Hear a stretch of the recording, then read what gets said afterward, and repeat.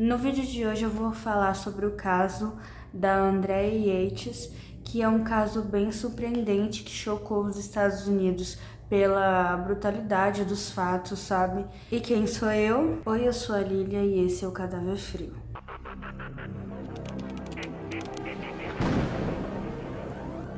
Andrea Pia Kennedy nasceu no dia 2 de julho de 1964, no Texas.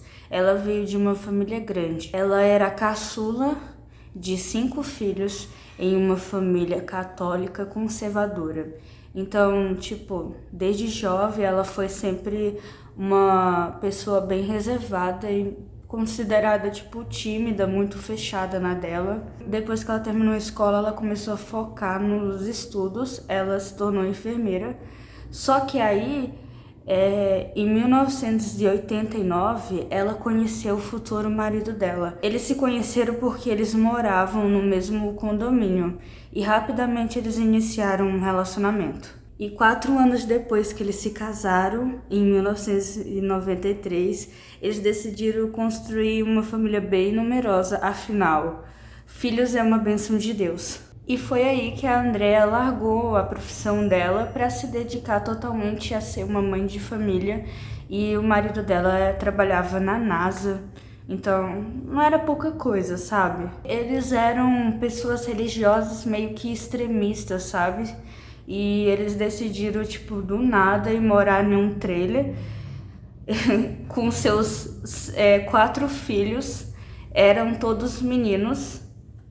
Eles eram o Noah, o John, o Paul, o Luke e futuramente veio a Mary, que foi a última filha do casal. Eles eram, parecia um casal feliz, sabe? Na visão das outras pessoas, parecia uma família tradicional americana super feliz, sabe? O problema de fato começou quando eles conheceram um pregador chamado Michael, que era um pregador extremista, sabe? Daqueles bem radical, que usa a religião para pregar coisas que são questionáveis. Esse pregador em especial, ele pregava, né, que as mulheres deveriam ser submissas aos homens e que ele também falava sobre o mundo espiritual, de uma forma de que as crianças até os 10 anos de idade eram consideradas puras e tinham o reino dos céus, só que depois dessa idade de 10 anos, elas, se caso acontecesse alguma coisa com elas, elas não iriam para o céu. Porque ele falava que depois dos 10 anos a criança era totalmente pecadora e iria para o inferno. E essa ideia, essa pressão religiosa reforçava a ideia de que a Andrea era uma mãe ruim. Ela se sentia assim, sabe? Ela podia aparentar para as pessoas que ela era super dedicada, só que nas profundezas dela, na cabeça dela, ela lutava sozinha, silenciosamente, contra problemas mentais gravíssimos, que foi só piorando conforme ela consumia mais e mais desses conteúdos desse pregador, e ela ficou fissurada nessas ideias. E quanto mais ela engravidava e mais filhos ela tinha, mais ela piorava o estado mental, porque primeiro acharam que ela tinha depressão pós-parto. Depois eles descobriram que, na verdade, ela estava entrando em um transtorno muito maior que depressão, sabe? Ela estava entrando numa espécie de psicose pós-parto.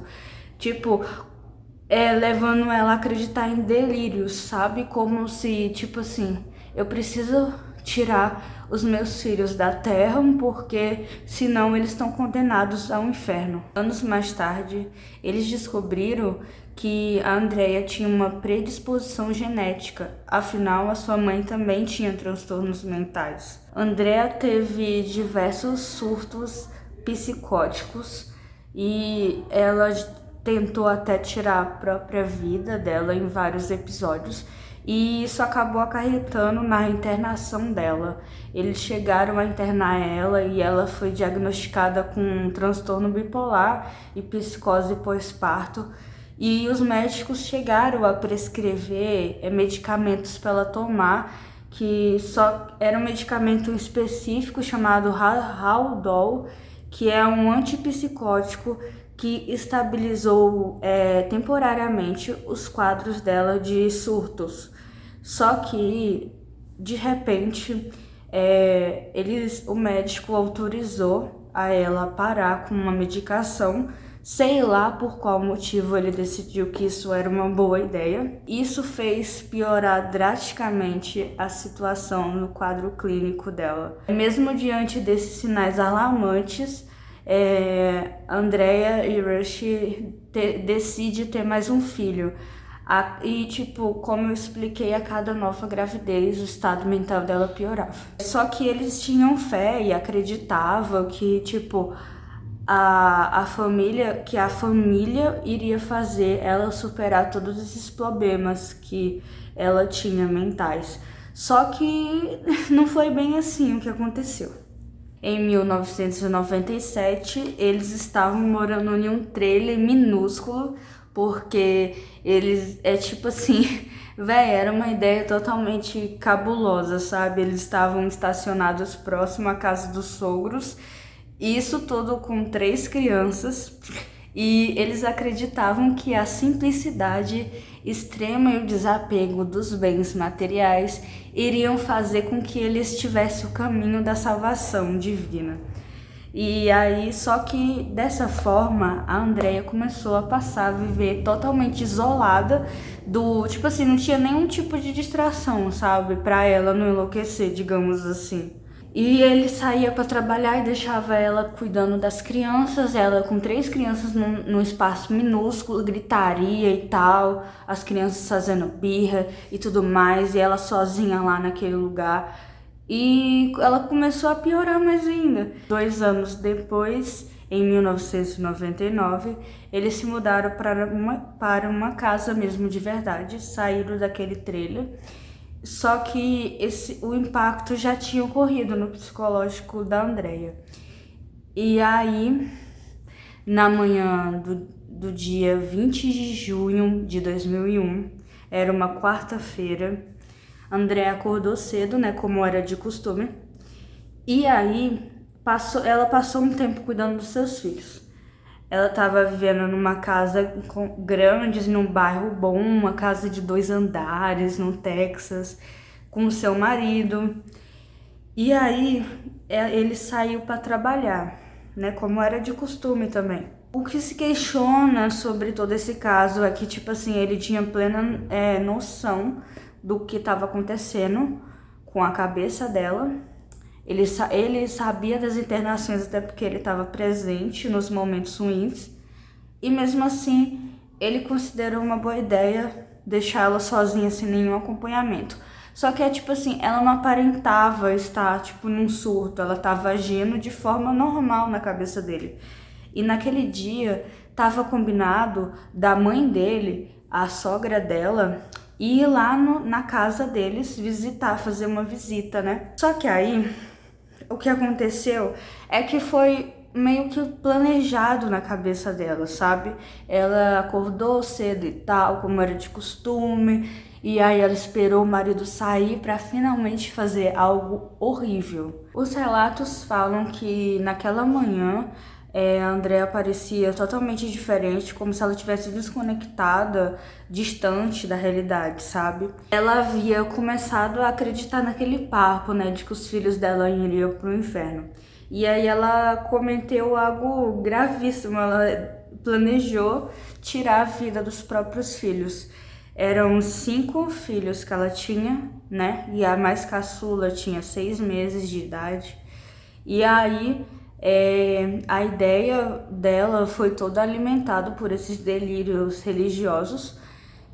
E, enfim, né, por volta das 9h30 da manhã, ele saiu de casa para ir trabalhar. Ele não tinha ideia de que isso seria a última vez que ele viria os filhos dele vivos. No momento que ele saiu, a Andrea estava num estado mental extremamente fragilizado e ela tinha interrompido, né, como eu disse, o tratamento, né? Então, ela reuniu seus filhos.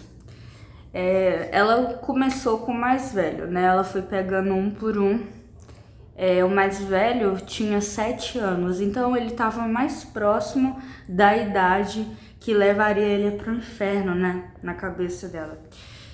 E aí ela pegou ele, como ele era mais velho, ele tinha um pouco mais de entendimento das coisas, diferente dela, de 6 meses. Ele meio que lutou contra a própria mãe.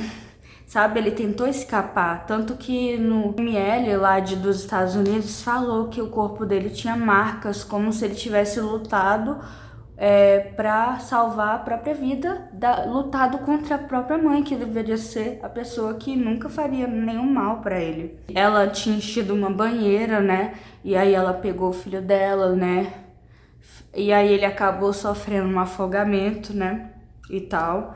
Depois disso, ela pegou o segundo filho dela e fez a mesma coisa que ela tinha feito com Noah. Ela fez com John, com Paul, com Luke e com a Mary.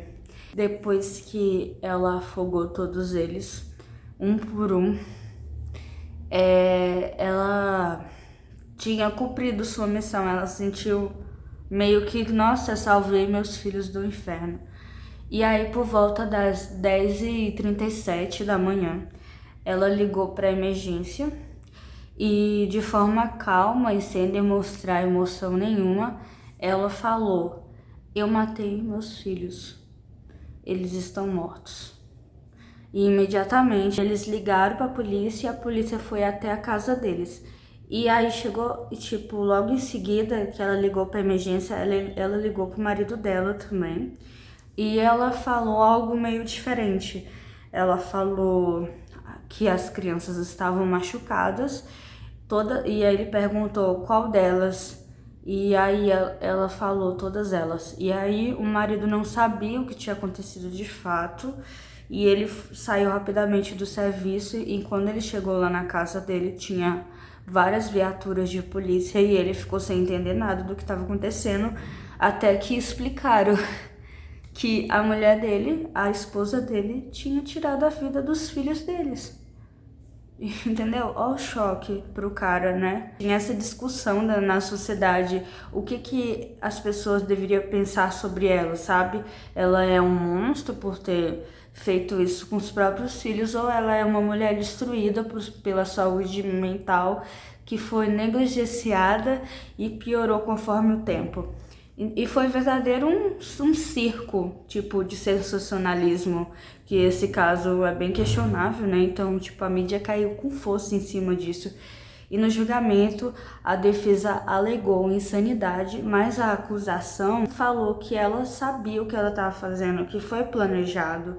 E aí, em 2002, ela foi condenada à prisão perpétua, mas foi discutido na época se ela deveria pegar a pena de morte ou não, e no fim ela pegou a perpétua. Em 2006 ela foi novamente julgada porque eles estavam querendo saber se ela é inocente ou não por insanidade. E foi provado que ela era inocente por insanidade. E desde então ela vive internada em um hospital psiquiátrico de segurança máxima lá nos Estados Unidos. Depois desse caso, muitos questionaram o papel do Rush no que aconteceu.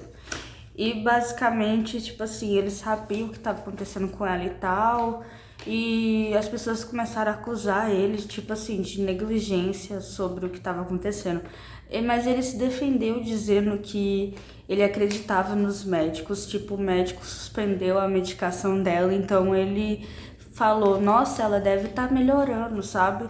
E ela não falava abertamente sobre o que estava pensando em fazer, sabe? Tipo, ele achou que ela era só prejudicial a ela mesma. Ele nunca parou para pensar que ela poderia fazer isso contra os próprios filhos. Em 2005, ele se divorciou oficialmente da Andrea e ele se casou novamente. Rush se casou e tá construindo a vida dele, e ela continua internada, presa, né? O caso da Andrea abriu vários discursos assim na mídia sobre depressão pós-parto e tal, né? Várias pessoas foram entrevistadas e criou tipo uma lei lá no Texas, tipo, eles começaram a acompanhar de perto mulheres que acabaram de ter filhos para saber se elas estavam passando por algo parecido mentalmente, sabe, falando. Enfim, o que eu levo desse caso é que ela não era uma simples criminosa, ela era uma mulher entrando em colapso. Obrigada por assistir esse vídeo, eu te vejo no próximo vídeo do canal. Tchau! Fica com esse vídeo aqui agora e clique nele, porque ele é um caso bem interessante também.